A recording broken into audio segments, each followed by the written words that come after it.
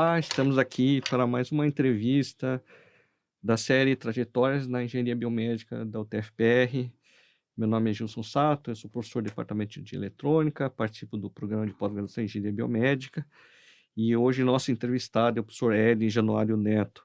Ele também está desde os primórdios aqui da Engenharia Biomédica. Ele também trabalhou no Departamento Acadêmico de Eletrônica, depois no programa de pós-graduação em Engenharia Elétrica, Informática e Industrial, e depois ele passou a ter uma grande atuação na gestão e acabou ele sendo o primeiro reitor da UTF-PR quando ela se transformou, né? Quando ela passou do Cefet para o UTF-PR. E obrigado por participar da entrevista. Bom, antes de entrar nos assuntos mais de transformação e tal, como é que você entrou na UTF-PR? Como foi a formação ali? Bom, eu quero cumprimentar a todos, em especial ao nosso amigo Gilson Sato, parabenizar por essa iniciativa, Sato. Obrigado. Resgatar a história é a forma de você montar, estruturar o presente, certo? Se você não entende o presente é porque você não consegue ver os pilares por onde isso foi estruturado, então um trabalho voluntário teu e brilhante. Um segundo ponto, antes de fazer umas considerações iniciais, é que a gente vai falar de história aqui, então eventualmente, né, pela minha idade avançada, eu posso confundir o ano, mas hoje nós temos o Dr. Google que está aí, você entra no Google que você vai saber a data exata, tá? Bom, nós vamos resgatar uma história de 45, nós estamos chegando quase a 50 anos atrás, e como eu vim parar aqui na Escola Técnica Federal do Paraná, até uma questão curiosa de atratividade da escola técnica. Eu sou um VIP, eu vim do interior do Paraná, né? E eu sou de Santo Antônio da Platina, minha família, meus pais foram professores lá, e eu vim estudar em Curitiba, né? E a marca da escola técnica era a capacitação e o emprego. Eu precisava ter um emprego, certo? Então eu vim com o apoio dos meus pais, mas eu precisava me profissionalizar rápido para poder ir para o mercado de trabalho, para me sustentar aqui em Curitiba. E essa era a marca da escola técnica, certo? A escola técnica foi uma oportunidade enorme para muitos jovens de classe menos favorecida e classe média se capacitar aqui. E eu vim também pelo segundo objetivo, porque era o único lugar que ofertava eletrônica, e a década de 70 era efervescente na área de eletrônica. Então, esses dois pontos me trouxeram à Escola Técnica Federal do Paraná, certo? E aqui eu entrei em 1977, como aluno do curso de Engenharia Operacional Eletrônica. Eu entrei em 77, no ano seguinte a instituição passa a Centro Federal de Educação Tecnológica, nosso glorioso Cefet, num projeto fantástico do governo federal, certo? Inclusive o professor João Augusto, nosso professor aqui do PPGTE, foi um dos pilares, o coordenador desse projeto, um modelo muito interessante. E aí eu já começo a estagiar aqui dentro da instituição. Então eu entrei como aluno, passei a estagiário, fazia a manutenção de equipamentos eletrônicos, né? Onde já conseguia perceber algum financeiro para poder sustentar. E ali eu fui auxiliar de ensino, professor do curso técnico, professor da engenharia, depois professor do mestrado, certo? E aqui eu passei praticamente toda a minha vida profissional, certo? Exceto pequenos estágios em empresas que eu fiz antes de entrar aqui como bolsista estagiário, certo? A minha experiência toda, ela é dentro dessa casa. E aí já vai um primeiro agradecimento, né?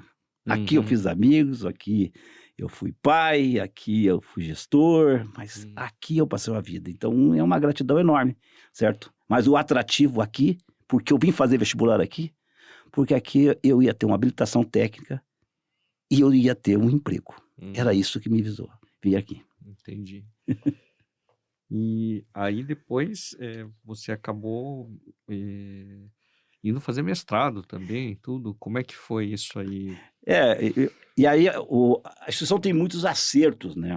Ela, obviamente tem seus erros, mas como ela cresceu muito, certo? O número de acertos foi muito maior que o dos erros, Gilson.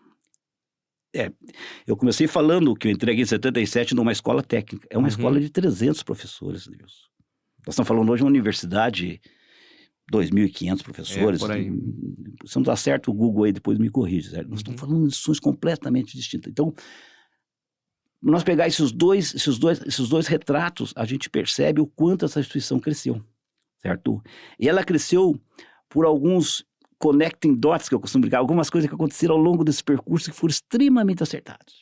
E uma extremamente acertada chama-se Programa Institucional de Capacitação Docente Técnica, o PICDT, adotado no início dos anos 80, na gestão do professor Ataíde Moacir Ferrazzi, que era o afastamento para titulação, para atendimento de programas de mestrado e doutorado. Uhum. Você pensar aquilo numa escola técnica, no recém-Cefet da época, Sim. porque a única atividade que a gente conhecia aqui na época era a sala de aula. Um professor de 20 horas tinha 16 horas de sala de aula, um professor de 40 horas tinha 32 horas de aula em sala de aula. Uhum. Certo? E esse programa é o nascedouro de tudo essa pós-graduação aqui, certo? Foi quando começou a se formar a massa crítica a nível de mestrado e doutorado. E os primeiros colegas desse ambiente foi o João Cruz, da eletrônica, o Luciano Baratti, depois o Álvaro Steri, e aí vem Pedro Miguel Guevara e Paulo José Abate, certo? Junto com outros departamentos que também tinham afastado pessoas para fazer mestrado, doutorado. Mas veja a visão da instituição. Se essa decisão não tivesse sido tomada lá, não teria massa crítica, certo? Para implantar o primeiro mestrado e nem titular o primeiro doutor, certo? E aí o Pedro e o Paulo foram para Campinas fazer o mestrado lá na Unicamp. E eu vou contar uma curiosidade aqui bastante interessante. Foi um acontecimento tão importante quando eles saíram. Eu acho que eles saíram em 82. Posso estar errado, mas acho que foi 82. Eu estava concluindo a engenharia e um dos diretores esteve na sala de aula por algum motivo e alardeou, obviamente, que o Cefet nunca mais seria o mesmo. Porque nós íamos ser um grande centro de pesquisa. Inclusive, estava com 2 professores já fazendo mestrado na Unicamp. Que era, ele falou, o Paulo Guevara e o Pedro Abate. Ele só trocou as bolas, mas são os nossos 2 grandes amigos aí.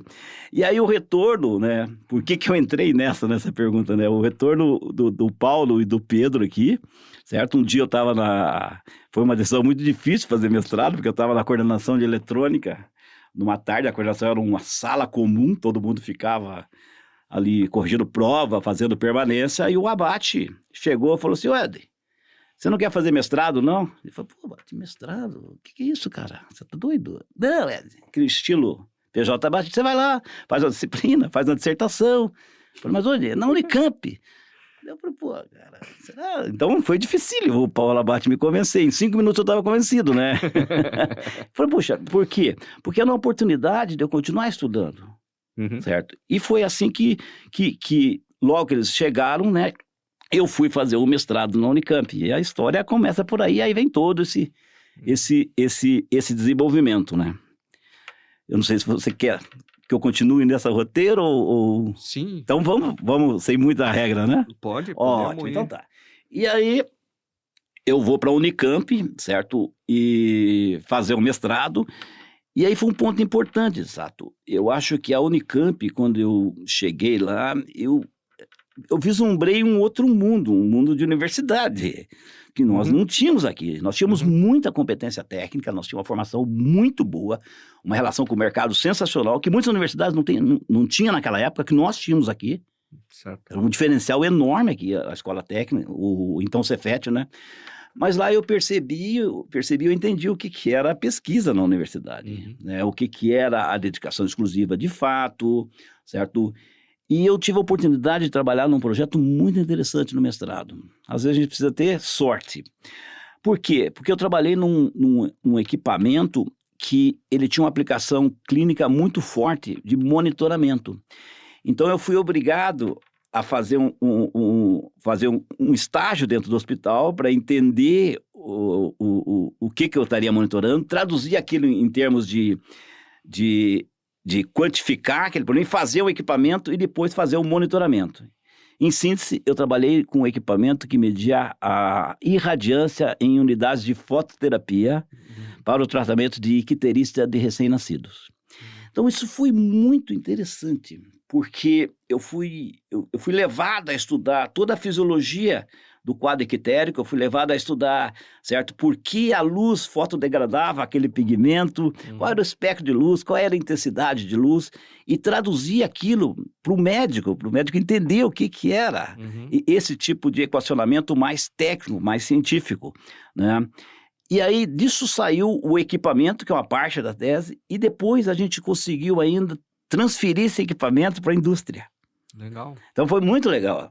Então nós fizemos da ideia ao mercado, nós fizemos todos os passos com aquele equipamento, certo? Na época foi o segundo protótipo que foi transferido, né, da Unicamp para o mercado. Então foi um trabalho muito amplo, e aquilo me deu uma visão muito boa, desde da parte básica dentro do hospital, da área médica, do monitoramento, né?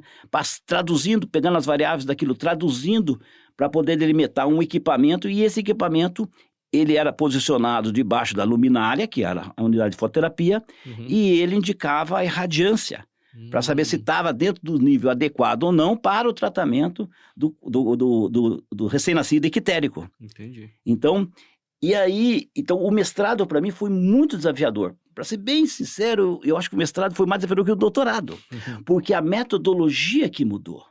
Enquanto na graduação a gente era um ser passivo do ponto de vista de sala de aula, certo?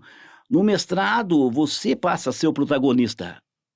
E aquilo foi uma mudança muito forte na época, certo? Hoje ainda eu percebo isso, né? Certo? Meus filhos, os dois estudaram aqui, eu vejo que quando eles foram para o mestrado, eles começaram a mudar, a minha filha começou a mudar a forma de encaixar, certo? E aí eu faço essa dissertação do mestrado e retorno para cá. Daí retorno em 87, quando chega aqui, o que nós temos aqui no Cefet? O NE, o Núcleo de Engenharia Hospitalar. Podemos adentrar o NE? Você quer fazer alguma consideração? Podemos entrar.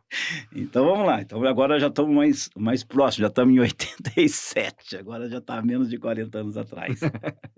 Tá? Bom, o NE, o Núcleo de Engenharia Hospitalar, é algo inimaginável para a época e se deve totalmente a duas pessoas, o Abate e o Gever, certo? Porque ele é um projeto que foi buscado recurso na Financiadora de Estudos e Projetos, na FINEP. Então, é de uma ousadia, de uma competência ímpar, o que esses dois fizeram aqui dentro, certo? Eles voltaram, implantaram o NE com esse recurso da FINEP, que, além de equipamentos, né, e infraestrutura, ele permitiu contratar 9 pessoas. Nossa. 2 engenheiros, 6 técnicos e um auxiliar administrativo. Alguns deles estão por aqui ainda. Né? Certo?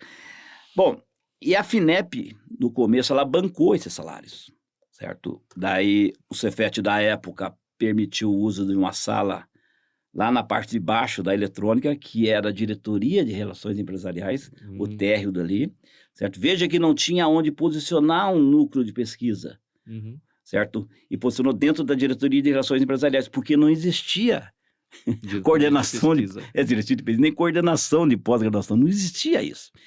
E o NE começa a fazer algo que não se tinha visto aqui dentro ainda. Por exemplo, o NE tinha recursos do Conselho Estadual de Ciência e Tecnologia, o antigo Concitec, que é o vovô da Fundação Araucária aí, certo? E recursos, e aí foi feito medidor de corrente de fuga, foi feito vários equipamentos de fisioterapia, foi feita uma incubadora, foi feita uma central microprocessada para fototerapia, com recursos do Concitec, do Estado.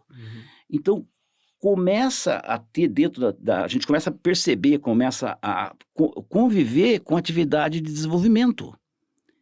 Porque até então existia um núcleo de pesquisa tecnológica, o NPT, que trabalhava um pouquinho na linha de equipamentos didáticos, fazia mesa digital, né? O Cefet chegou até a vendia para outras instituições da rede, mas o núcleo, o NE, começa a mostrar a cara num congresso, com um artigo científico, algo que para nós até então não existia. Então, o Pedro e o Paulo têm um papel fundamental nisso, certo? Porque eles tiveram o apoio da direção-geral, né, para fazer o mestrado e depois o doutorado, certo? Mas eles tiveram a ousadia, certo, de apresentar a solução, certo? E aí nasce o Núcleo de Engenharia Hospitalar, que teve um período de extremo sucesso aqui dentro. porque ele tinha uma interface com a comunidade externa muito forte, que é algo que está no DNA dessa casa, certo? Trazer a realidade aqui para dentro. Isso foi a Escola Técnica, isso foi o Cefet, e eu espero que continue na Universidade Tecnológica, certo? Como boa parte das universidades tecnológicas do mundo. E aí eles faziam serviço de manutenção para vários hospitais, manutenção preventiva e corretiva. A manutenção dava acesso aos problemas dos hospitais, e esses problemas dos hospitais eram fonte de novas ideias para projetos. Então, se fechava. Outra atividade que o núcleo fazia, que é interessantíssimo, Sato, ele auxiliava a implantação de equipes de manutenção. Uma foi feita, acho que na Prefeitura de Curitiba, setor de saúde da Prefeitura de Curitiba. Treinar as pessoas, estruturar um setor, né? Nós ministrávamos aulas para que eles próprios poderiam fazer, então, assumir esse lado, certo? Entendi. Ao invés de ser uma empresa que fazia esse tipo de coisa, certo? Outra coisa importante que o núcleo fez na época, ele fez um currículo com apoio da Organização Pan-Americana de Saúde, um currículo do curso técnico de equipamentos médicos hospitalares. Sim. E isso foi num período aí de 2, 3 anos, foi uma efervescência, né? Certo? Então fez esse curso chegou a ser implantado aqui na instituição, acho que no começo da década de 90, teve uma turma, depois foi descontinuado, certo? Mas o nascedouro é dessa estrutura do núcleo, certo? Quando já mais para o final da década de 80, em 87 eu acho que o Abate sai para o doutorado no Japão, eu acho que em 88 o Pedro sai para a Inglaterra e eu fico no núcleo, certo? Até 90, quando eu saí para o doutorado também, certo? Então foi um período que surge dentro da instituição algo que, além do ensino, algo que você poderia ter tempo, né? Você tinha dedicação para fazer uma atividade de pesquisa, uma atividade de busca, uma atividade, né, de pesquisa mesmo, que não era a sala de aula, certo? Então, isso vai mudando o perfil da instituição. E essas experiências que nós tivemos fora foi muito importante. Embora a raiz, a gente conhece muito bem essa estrutura, porque nós somos alunos, nós somos raiz aqui dentro, né? Certo? Quando você vê outras verdades externas, você consegue adaptar essas verdades para a sua realidade. Então, de toda a trajetória desses últimos 50 anos, certamente o programa de capacitação implantado e defendido pelo professor Ataíde Moacir Ferraz, no começo da década de 80, foi decisivo para essa instituição. Criou as bases para que fossem formadas pessoas que iriam desenvolver essas veja, iniciativas, né? Veja, então, se isso nós estamos falando em 86, que foi, né? 87 já nasce o programa de pós-graduação em informática industrial, que é um programa de especialização, financiado pelo governo do estado, através do CITIPAR, em que tem como participante as 3 instituições aqui, a Federal do Paraná, a PUC e o Cefet. Olha que legal isso aí. Então, já entra na área de informática industrial, certo? Já entra junto com essas instituições. Nós éramos há 10 anos atrás, se olhando naquele tempo, nós éramos a escola técnica. Sim. Veja que passo. Essas instituições já eram portentosas, já eram grandes essas instituições. Sim. Então, o nosso gap, a nossa distensão foi muito mais dolorida, porque foi muito mais forte. Era muita coisa para a gente fazer em pouco tempo, para poder chegar. Então, a gente vivia com a água. E aí, tem o financiamento do Estado, acho que o Abate falou sobre isso, né? E depois que termina o curso de especialização, certo? A estrutura, grande acerto também. A direção-geral do Cefet, pena que o professor Ataíde não está mais conosco aqui, o professor Ataíde. O professor Ataíde absorve essa estrutura aqui dentro do Cefet. Que sacada, né? Foi. E banca isso. Certo? Quando o professor Ataíde faz isso, pega o último andar aqui do bloco C, eu acho, antigamente, hoje tem o D, né, que é o último, é do bloco C, e ali ele implanta o primeiro programa de mestrado. Em 82. Então, o chamado, antigamente era chamado CPGII, acho, depois virou CPGEI, certo? Então, essa decisão da direção geral foi fundamental. Então, o CPGI nasce de forma estimulada, certo? Por quê? Porque foi o primeiro, não tinha outra forma, Sim. não existia massa crítica. Ele não nasce do departamento, como hoje, por exemplo, o departamento de informática de determinado campus, né, já tem base, já tem titulação, e se formam os programas dali. Aquele não, esse foi estimulado, certo? Foi incentivado, foi fomentado, certo?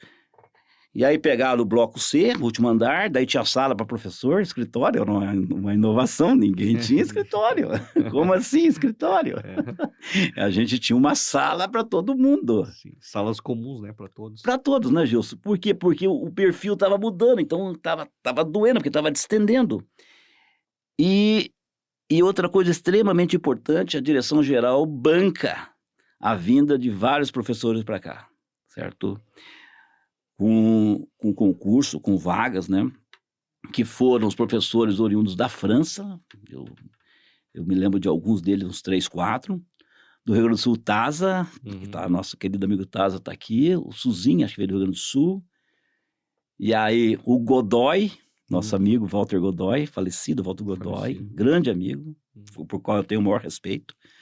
Ele estava concluindo o doutorado na Unicamp, ele chega também, Douglas Renault, G. Marques, né?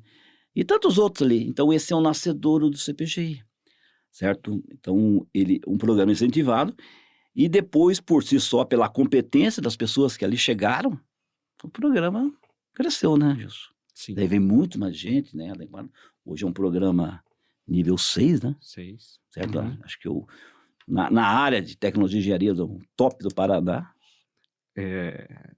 eu acho que está entre os únicos nota 6 na área. Acho que sim. Então, o Google, se você tiver com dúvida, vai no Google.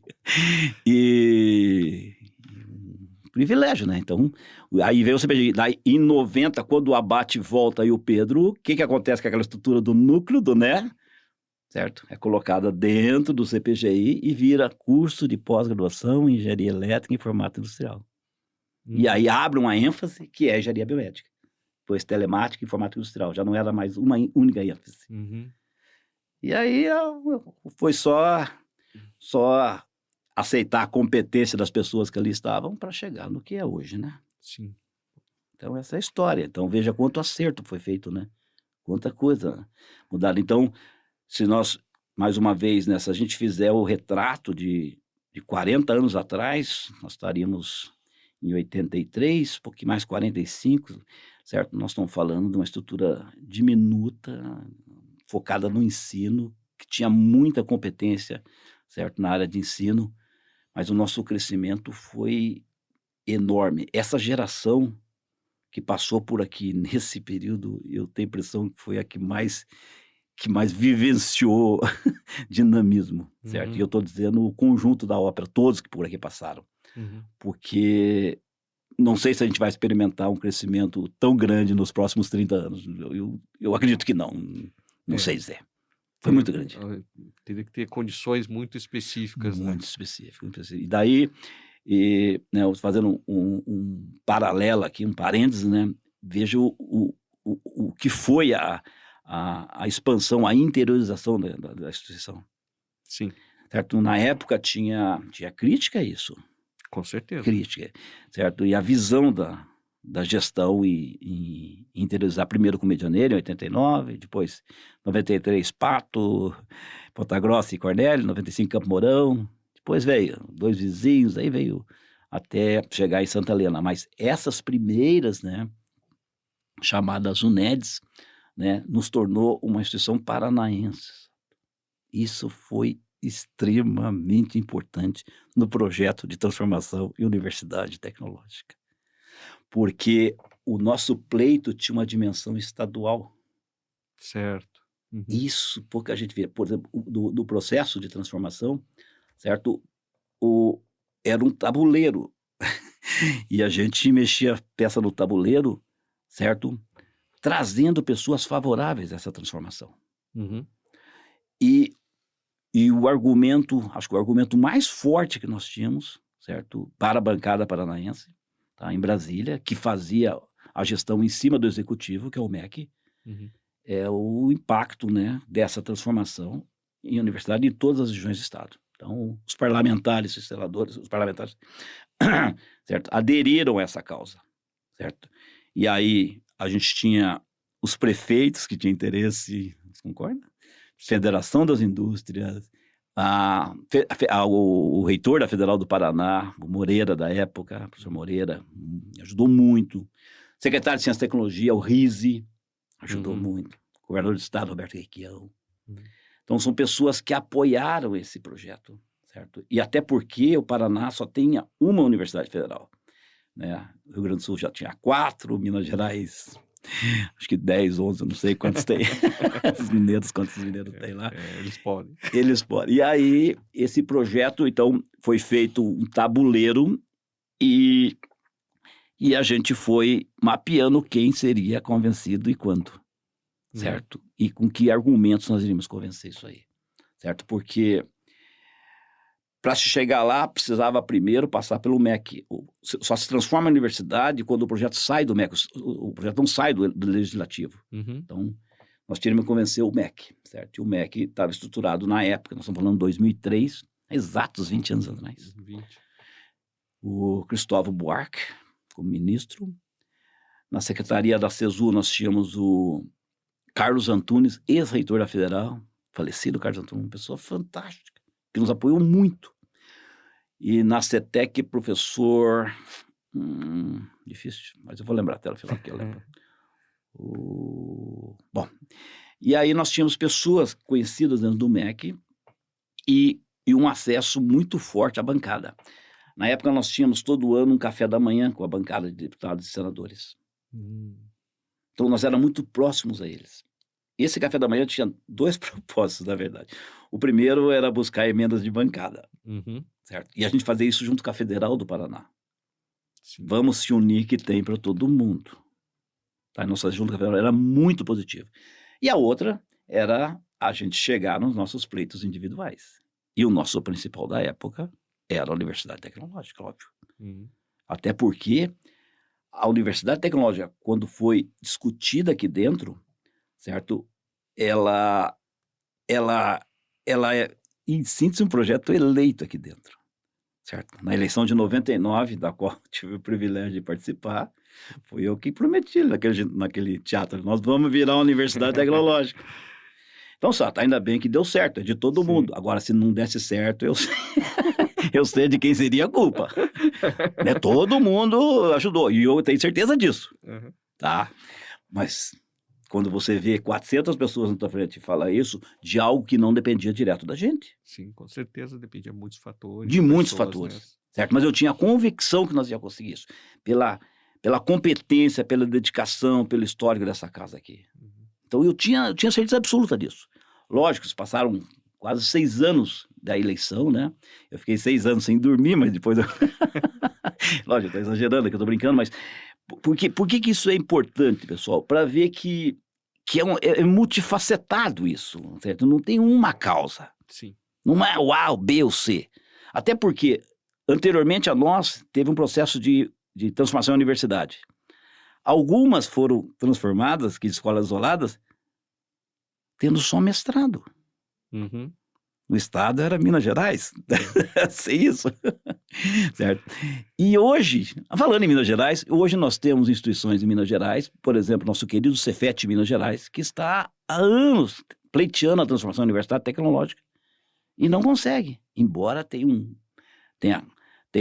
posicionamento muito forte na pós-graduação, tem mestrados, tem 4 doutorados, então o problema é bastante complexo, então é uma série de condições de contorno que você tem que administrar e não necessariamente vai dar certo, fato. A gente não tinha essa garantia. Sim. Então é algo que foi muito positivo para a gente, muito positivo, extremamente positivo, certo? Eu vou elencar um pouquinho adiante, mas é um projeto que nasce aqui dentro. Se você perceber bem, Sato, ele é um projeto raiz. Porque o projeto de Cefet foi a determinação governamental que vem aqui e transforma a instituição. A Escola Técnica de Curitiba também foi governamental. O Liceu Industrial também foi. E a Escola de Aprendizes de Artífices foi um projeto do governo. A Universidade Tecnológica nasce dessa comunidade. Entendi.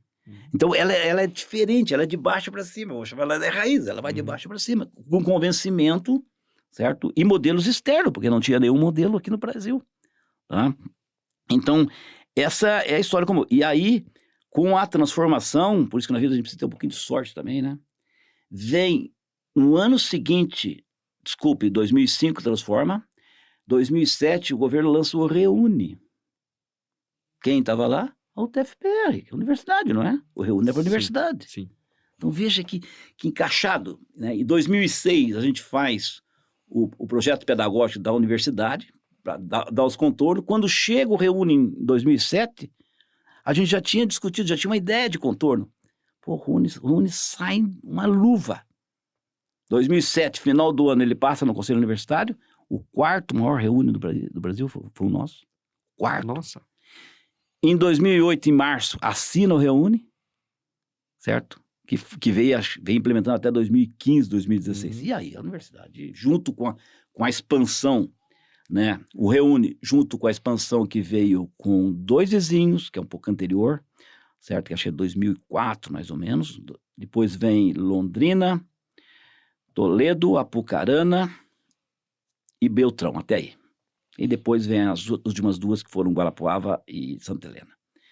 Então é importante colocar que algumas coincidências nesse percurso aí fizeram muito bem. E a instituição cresceu, virou uma instituição grande mesmo, hoje presente em 13 localidades do estado. Então você veja, né, que agora estou fazendo um segundo parênteses aqui, que eu acabo mudando um pouco a conversa, porque a minha participação na biomédica, ela vem em 2 episódios, né? Voltando para a biomédica. Nesse episódio de 87 a 90, no núcleo de engenharia hospitalar, quando o Abate está fora e o Pedro já estava saindo, certo? E depois, quando eu volto do doutorado, certo? Que eu entro junto com o pessoal do CPGI e fico em 94, 95, até começo de 96. E aí volto para a gestão, certo? A convite do professor Paulo Alessio, para poder fazer parte da diretoria de relações empresariais, certo? Então a carreira foi alternando até que veio para a carreira de gestão e aí a gente foi se adaptando nesses cargos aí e tentando fazer o melhor que a gente podia fazer. Sempre guiado com um princípio de ética e de muito amor por essa casa, né? Acho que isso é uma marca. Essa instituição chegou o que é porque a gente trabalhava, todos aqui trabalham por entusiasmo e por amor a isso aqui, né? Sim. E então, conforme a gente vai falando, Gilson, eu posso continuar falando ainda? Claro, claro. Eu só que antes da gente voltar a falar da atuação na gestão,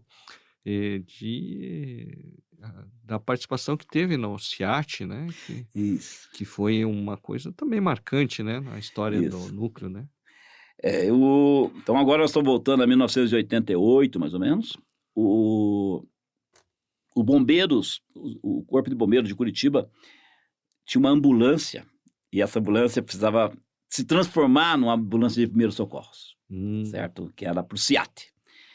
E foi feito um convênio de protótipo, na verdade a gente estava fazendo um protótipo. Mas pelo que eu sei, essa ambulância, ela saiu daqui e ela virou de rua. Ela rodou. E tinha 3 frentes esse projeto com o CIAT. Tá? Uma era a parte de desenho industrial, que era a parte de gaveteiro, encaixe de cama, uma série de coisas. Uma segunda parte que era mecânica mesmo, de fazer as peças, de como colocar essas peças dentro da ambulância. E uma terceira parte que é elétrica. Bom, da desenho industrial, eu não sei quem exatamente trabalhou, não lembro agora, mas da elétrica foi o Gamba. O Gamba pode contar muito bem isso para vocês. Humberto Gamba. Humberto Gamba pode te destrinchar a história do CIAT. E da mecânica foi o Francisco Guettig. Então, essas 2 pessoas conhecem a fundo esse projeto. Mas veja que curioso, né? Então, isso tudo dava visibilidade à instituição. Essa participação da instituição com a comunidade, isso é uma coisa extremamente importante. Porque senão ela vai se tornando em si mesmada, ela vai se fechando. E o Cefet tinha essa marca. Né? O Cefet era conhecido por isso, né? Pela forma como ele atuava a gente fala horizontalmente, ou transversalmente, ele não fica só fechado na sua verticalização aqui interna. Uhum. Então, esse projeto da ambulância foi muito bom. As pessoas da época lembram essa ambulância estacionada ali na quadra. Ficava estacionada no meio da... Ninguém entendia muito bem o que a ambulância estava fazendo aqui dentro. Mas o fato é que um protótipo virou uma cabeça de série de trabalhar para a rua e ficou anos essa ambulância aí, certo? Esse é o projeto SEAT. Interessante. E aí eu vou tocar outro ponto, né? Esse aí que levou você à notoriedade como o bicho do Paraná. Não, em parte sim, em parte não. Bom, uma boa parte das pessoas que vão nos ouvir aqui possivelmente não sabem nem o que é isso, né?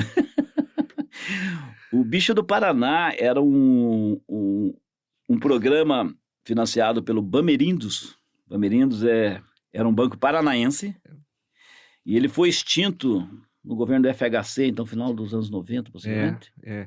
Ele foi incorporado pelo Itaú, possivelmente. Foi por um outro banco grande, não lembro. Pelo HSBC, não foi? Foi comprado pelo HSBC. E ele, por ser paranaense, né, ele tinha esse programa chamado Bicho do Paraná, em convênio com a Rede Globo, que era destacar algumas pessoas paranaenses que estavam fazendo, segundo os critérios deles, né, um trabalho relevante.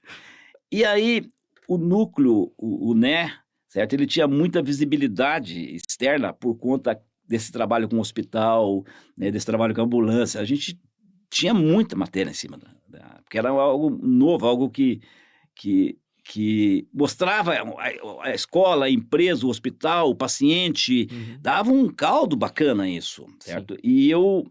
E eu trabalhava um pouco com o Hospital Pequeno Príncipe, né, auxiliando no monitoramento das unidades de fototerapia. Então, isso deu um apelo interessante, isso despertou o interesse do programa do Bamerindos, com esse Bicho do Paraná, porque a gente fazia um monitoramento no Bamerindos, então tinha criança envolvido, tinha médicos, né, tinha a população em geral, né, tinha uma instituição de ensino aqui dentro dando suporte, fazendo equipamento, certo? E isso aí o Bamerindos acessou a gente dizendo que achava muito interessante esse tipo de articulação em que você possa ter engenheiros misturado com médico, né, instituição de ensino misturado com hospital, né, onde benefício é a sociedade. E aí foi feito a homenagem aí do Éden Bicho do Paraná, né? Tá no YouTube, quem der uma ligada no YouTube vai achar. Isso aí é de 89, 90. Eu assisti na TV. Assistiu na TV? Eu assisti na TV. E era interessante, eu tenho que admitir que era interessante, porque como era na Rede Globo, né, da época, ela... Dava visibilidade. Nossa, uma visibilidade absurda, entende?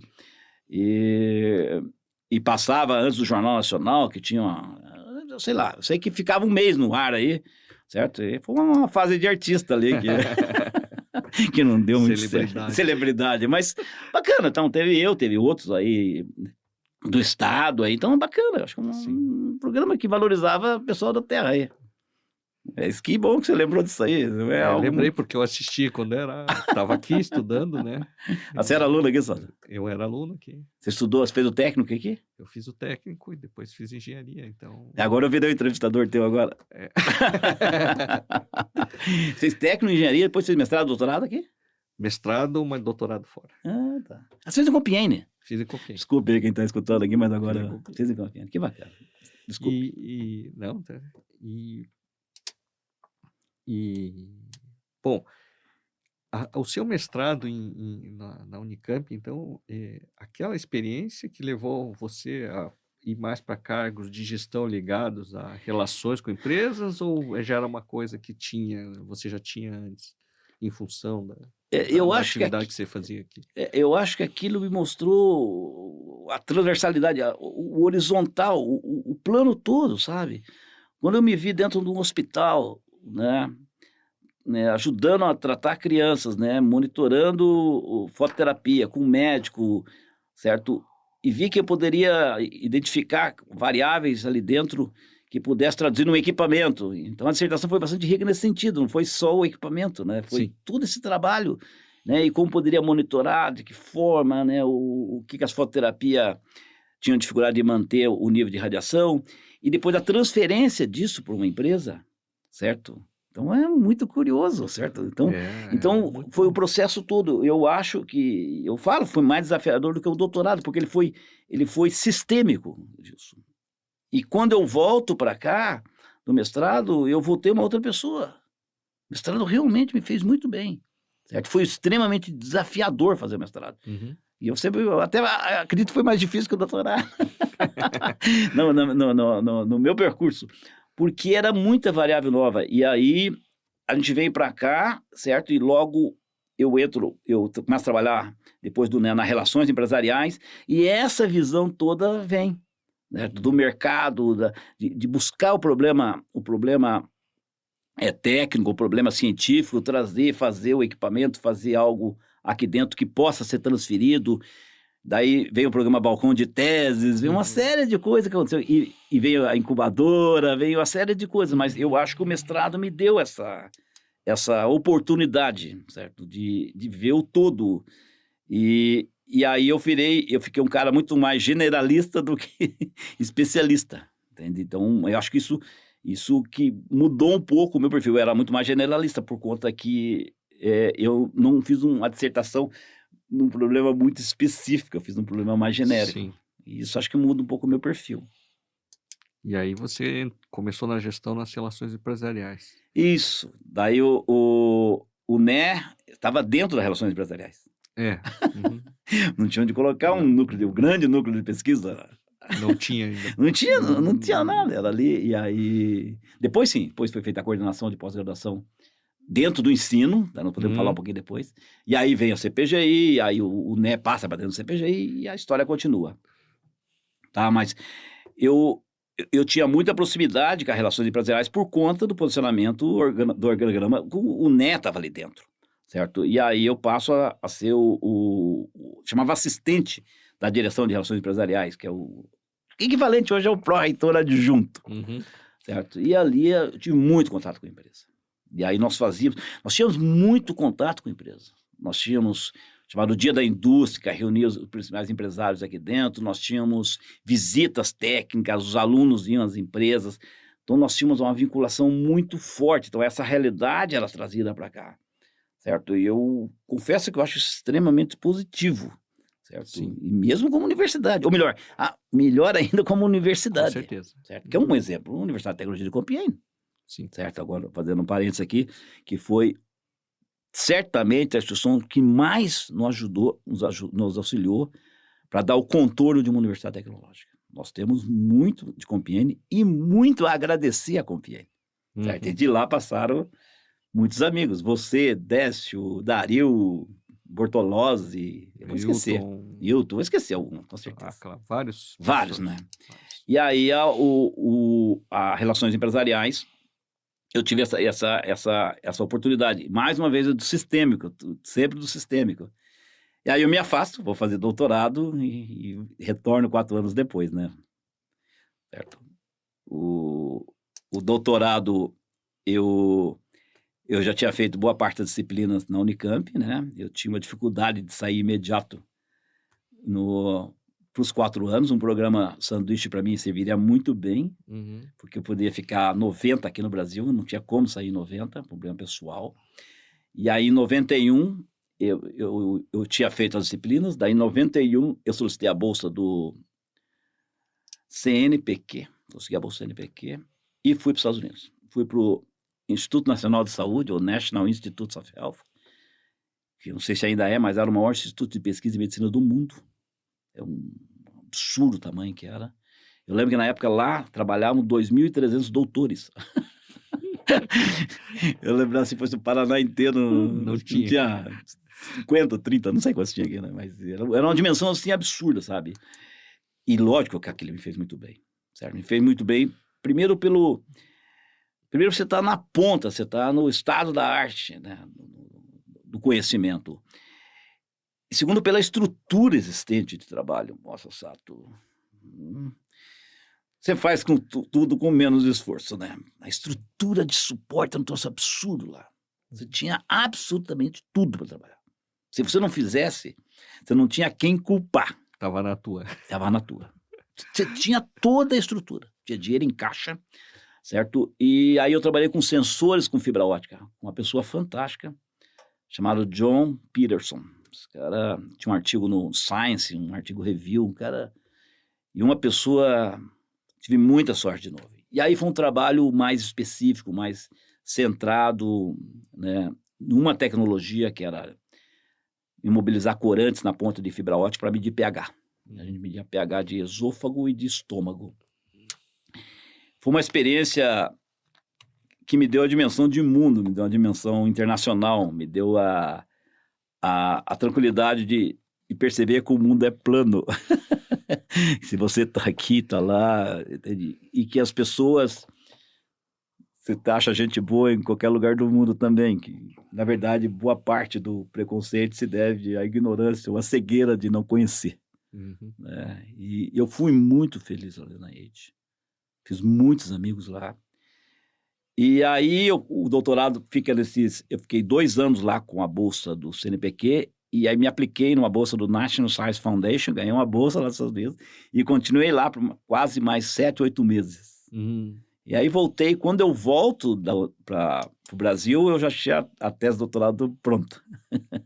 Aí eu retorno, defendo na Unicamp e retorno à velha casa, lógico, né? Daí vem em 94 para cá, se junta ao CPGI, né? Certo? E ali fico em 94, 95 a pleno. Daí fiz orientação de algumas teses, dissertações de mestrado, né? Participei de alguns projetos de pesquisa com indústria de novo, buscando dinheiro, buscando fomento, buscando recurso, né? Então, tem a minha parcela de contribuição, embora diminuta, certo? Mas é a minha parcela de contribuição no CPGI. E depois volto de novo para a área de gestão. E aí a coisa vai escalando, então, Vai. depois disso. E aí é difícil você dizer não, por exemplo. O Paulo Alessio assume em 96, né? O Paulo me chama e conversa se eu teria interesse em assumir a diretoria de relações empresariais, certo? A hora que eu já tinha trabalhado anteriormente por conta do NE, certo? Então, por exemplo. E eu aceitei, né? E foi muito bacana também, certo? Nesses anos aí da gestão do Paulo Alessio, certo? Tem acontecimentos marcantes aí. Eu vou elencar um da diretoria e outro da gestão do Paulo. Nesse período, nas relações empresariais, a gente inaugura o programa de empreendedorismo, o programa Jovem Empreendedor. Lembra disso, Jesus? Eu lembro, não lembro no que consistia, para falar a O verdade. programa Jovem Empreendedor era um programa que era uma pré-incubadora. A gente, em vez de fazer a incubadora, a gente fez uma pré-incubadora. E o lançamento aqui foi com a palestra do Amir Klink. Fantástico, fantástico. Com o financiamento do Sebrae. O Sebrae era parceiro, a Federação das Indústrias era parceiro, o governo do estado era parceiro. Então o recurso sempre foi escasso. A gente tinha que buscar o recurso. Porque se você só tem a ideia, não adianta, Gilson. Sim. Onde vem o dinheiro? O mundo está cheio de boas ideias. Sim. Então, é sempre, você tem boa ideia, então tá, acha o dinheiro, procura o dinheiro. Então, e aí vem o programa de empreendedorismo, certo? Puta, que funcionou legal. E nós tínhamos um projeto, ainda estou nas relações empresariais, que foi marcante na situação, que chama o projeto Siemens da Lei de Informática. Lei da Informática. A Lei de Informática trouxe aqui para dentro, é difícil dizer valores hoje, mas nós estamos falando em milhões. Sim. Aquele último prédio, o D, a parte significativa dele foi construída com recurso da Lei de Informática. Ele foi finalizado com a Lei de Informática. E aí, com o projeto da Siemens, nós tínhamos umas 4, 5 equipes fortíssimas trabalhando. Certo? Douglas Renault, Milton Borsato, Godoy. Tinha mais pessoas. Desculpe, eu esqueci alguns aí, que eventualmente vai escutar isso aqui. Pô, o Eden nem lembrou de mim. Perdão. E foi um trabalho maravilhoso com a Siemens. Era algo que destacava essa instituição. O projeto Siemens destacou essa instituição, trouxe recurso, deu visibilidade, né? Fazia projeto com empresa, e isso era muito bacana. Então, isso por um lado. Por outro lado, agora, nessa gestão do Paulo Alessio, aconteceu uma coisa extrema que mudou a história dessa instituição. É. Que quase as pessoas não percebem que foi a gestão do Paulo que mudou essa gestão. Mudou essa gestão. Na gestão do Paulo Alessio, que foi de 96 a 2000, foi publicada a LDB em 96, certo? Uhum. E em 97 sai o famigerado Decreto 2208, que proíbe a oferta de curso técnico integrado. Ah, Gilson, entendi. isso é um tiro na espinha dorsal de uma instituição como a nossa. Uhum. Não defendendo se o técnico é bom ou é ruim, eu estou dizendo que nós fazíamos isso. Sim. Prioritariamente, Gilson. Sim, era nosso pão com manteiga. Gilson, O arroz e feijão, né? Pegou assim, pá, na espinha dorsal. Então, a gestão do Paulo Alessio tem muito mérito, gestão dificílima, certo? E ali faz uma opção em 98, certo? Em 98 foi um ano muito conturbado aqui dentro, certo? E começa a estruturar as tecnologias. Estava por aqui, Gilson? Estava. Eu participei da elaboração dos currículos. Também não foi nada simples, Foi. mas a alternativa que foi dada pela direção-geral foi certíssima, hoje eu digo. Por quê? Porque em 99 começam todas as tecnologias agregadas às engenharias existentes e alguns cursos de licenciatura, que eu não sei se Pato Branco tinha licenciatura na época, não tenho certeza. E quando a gente olha, nós só tínhamos curso de graduação. Quem só tem curso de graduação, ou prioritariamente curso de graduação, é uma universidade. Sim. E a LDB de 96 abriu a possibilidade de criação de universidade por campo de saber. Entendi. A sacada foi do Paulo. A universidade nasce em 98, ela não nasce em 2005. Interessante isso, não? Interessante mesmo. Porque a impressão que dá é que nós acordamos um dia e agora vamos ver a universidade. Por quê? Porque eu quero ser universidade. Não, eu honestamente nunca tive essa visão. Né? E essa é a lógica. Então, começou nessa... Ela começa em 98, tem um projeto da Universidade de Tecnologia de 98, certo? E essa foi a cara. Já tinha o CPGI, o PPGTE, então já tinha os programas de pós-graduação, tinha a cara da graduação, que foi muito importante. Então, o Cefet Paraná foi o único que fez a opção dentre todos os Cefetes. Então, isso nos diferenciou dos demais. Sim. Isso não melhorou o argumento. Nós somos igual à universidade. Nós não fazemos o que a universidade faz. Isso, nós estávamos se achando. Estava mesmo. E aí, certo? Então, veja que ela começa antes, tá? E aí, então a gestão do Paulo foi uma gestão muito difícil. O Paulo pegou toda essa transição, dificílimo de fazer, fez a aposta correta, porque nós podíamos fazer o concomitante e o pós-médio, ou a tecnologia. Uhum. Boa parte dos Cefetes da época fizeram a opção pelo primeiro e o segundo. O Cefet Paraná, tá? Isso rendeu... Foi uma discussão acalorada. Acalorada aqui, e rendeu retaliações no MEC, porque nós éramos a ovelha negra. Sim. Isso ninguém fala. Nós apanhava de chinelo no MEC. Por quê? Porque nós não fizemos o que era a orientação da época. O que eles achavam que a gente devia fazer. O que eles achavam que a gente devia fazer. Então a gente apanhava aqui dentro e apanhava lá também. Apanhava dos dois lados. Eu me lembro de várias declarações de alguns secretários da CETEC. Da CETEC. Né? Foi muito difícil. Então, o Paulo Alessio, a gestão do Paulo tem muito mérito. Ela encaixa, coloca a ideia da Universidade Tecnológica, aí vem o final do projeto dele, certo? E aí sim vem a eleição, em 99, que eu era diretor de Relações Empresariais, né, por uma decisão do grupo, eu me torno candidato, e o mote era Cefet Paraná, nossa Universidade Tecnológica. Uhum. E prometemos para todo mundo que nós vamos transformar a Universidade Tecnológica.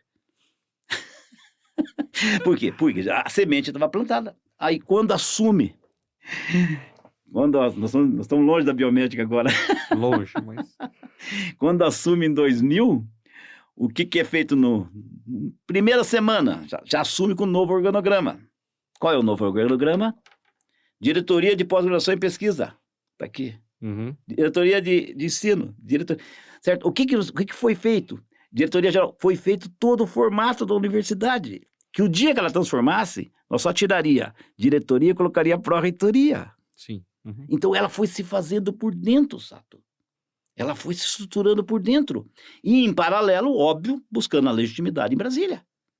Uhum. Mas por dentro a gente foi administrando, já fazendo isso, já dando força para o ensino, para a pesquisa, para a pós-graduação, certo? Para as relações internacionais, para poder dar esse caldo de universidade, certo?